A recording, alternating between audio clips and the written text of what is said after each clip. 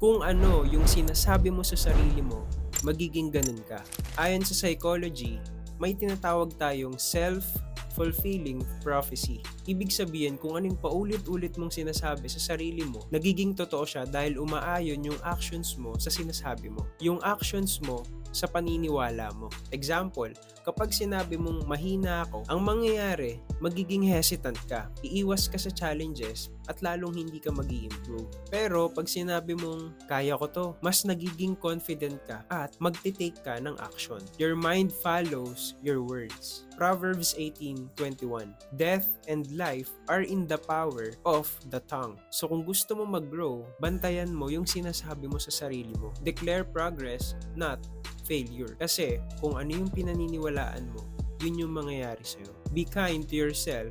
Speak faith, speak truth. Kasi every time you speak life, you're planting the seed of your future.